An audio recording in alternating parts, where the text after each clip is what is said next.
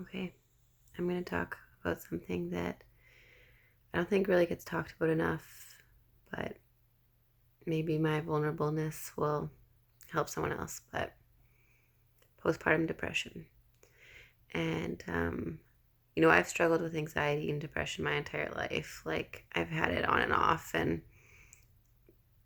different things have triggered it, and whatever. After Hayes, I definitely had postpartum anxiety. Like, nobody could touch her, do anything right. It was like me or nobody. After having Dougie, the first 2 weeks were amazing. He was such an easy baby. He was just like, he was just a perfect addition. And I'm not saying he's not. That is not where I'm going with this. Um, but like, I would say from 2 weeks, maybe a little bit after 2 weeks, until about 5 months, he did not like his life. He was so upset all the time when he was awake. And it took a huge toll on me. I spent whatever waking moments he had just getting cried at or whined at, or like, it was just really, really tough. He would have little bits of like happiness, but it was just like he was just frustrated. And we kind of like, Phil and I always joke that like he started liking us around like 5 months. Like, he was like, okay, you guys have passed your test. Like, I don't know.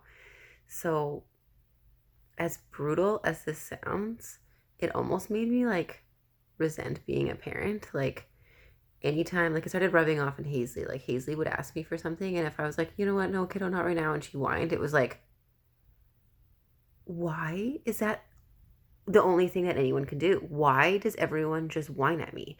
Like, I get that I'm the mom, but can everyone just be nice to me for a minute? Like, I've done nothing to, like, I'm just saying no, that you can't have candy at 6 in the morning. Like, am I really that mean? Like, why, what have I done to deserve this? Like, Hazley was the easiest baby. She would have, like, I don't even remember her having like a nighttime routine or ever having like an issue with nap. She just went to bed.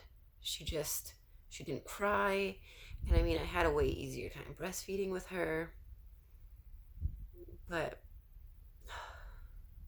I don't know if it's boy versus girl that made it so tough. But I have notes that I'm just trying to make sure I touch on, because I think it's really important that people talk about this kind of stuff. Um, I'm going to counseling, I'm going to shared care. And that's a big thing that I think people need to realize. Like, in Manitoba, you get, I think, 6 visits with a counselor for free. And then they can refer you to something else. Like, my counselor is going to work with my insurance and find someone that can take me from here. And I don't know how often you can do it, because I've done shared care before. So I don't know if it's once a year or whatever, but just talk to your doctor. And it's 6 free visits with a counselor. Like, what can it hurt? Um, but another good option, of course, is medication. When I had kids, I could have taken any meds, and I mean, I never stuck on anything, but it never like hurt me.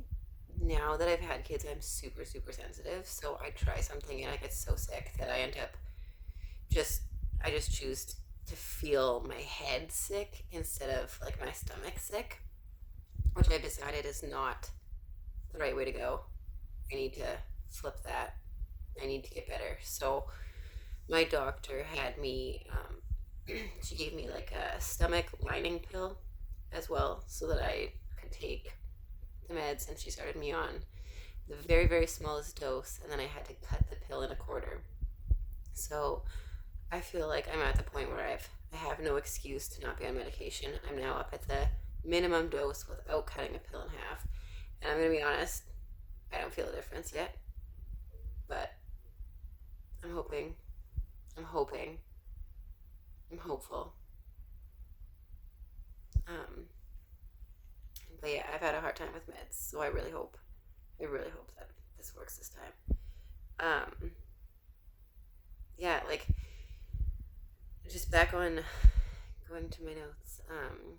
Back on like Dougie, like I was obsessed with him, and I mean I still am. Like I follow him around, and I'm just obsessed with the kid. Like I think he's so cute, and I would like he would go to sleep, and I would be obsessed with like looking at pictures and watching my videos, and like, but then I would hear noise on the monitor, or like Hazley would come and tell me I think I hear Dougie or whatever, and like I would get nauseous. Like I'd be like, okay, here we go. Like I'm about to get tortured, and it's like, but I love him. Like what? I'm obsessed with him. Why do I get like a pit in my stomach when he wakes up? Like what is wrong with me? Am I a monster?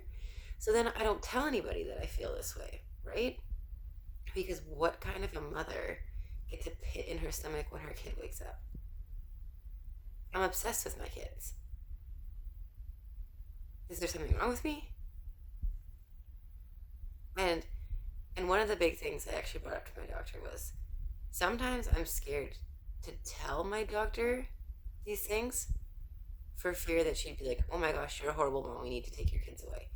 And she was like, you have no idea the kinds of steps that we would help you before that would even be a consideration. We would never just take your kids. Like, that's not a thing. So I wanted to say and share that because for me, knowing that I could be more honest with my doctor helped me because she wasn't going to be like, okay, she's a piece. Like, we need to take her kids. Because, like, she even said, if they ever got to that point, they're not going to take my kids and put them into the system. I have family that would take my kids. Like, but, I mean, we're not getting there. We're not getting there. We're not. We're not. But it's also, it's no shame. Like, it happens to people. And it's not like, I don't know. I'm just so sick of the shame that comes with postpartum. But yeah, like, I hope that people aren't ashamed of the way that you feel because I was, and I always try and be really open and honest. And I find myself like when I feel really, really crappy like this, I just close off and I just stop replying. I don't return calls. And it's like I can do this for a few days and then I'll be back to happy, want to do everything. But then I have like a few days of just like, I don't know. I hope I can get better because I don't want my kids to, I don't know, think that they bug me or that I need a break from them. Like that's a big thing that I worry about. I know that, mom time and me time is so important, but I'm so scared that my kids are going to see that as me being away from them time. Like, why does mom's me time have to be away from us? Like, why is that? I don't know. Being a parent, like, my mind wanders. I don't know. I'm sure this is just a lot of rambling. Thank you if you've watched it the whole way. Reach out to your doctor, family, me, if you are feeling crappy. I swear I will not judge you. I also actually, my counselor gave me, I don't know if it's all of Manitoba or if it's just southern Manitoba, but there's a postpartum line that you can text. So, I mean, 21st century, that's pretty legit. Like, you don't even have to talk. Like, let's stop acting like being a mom is the easiest freaking job, and let's just be honest.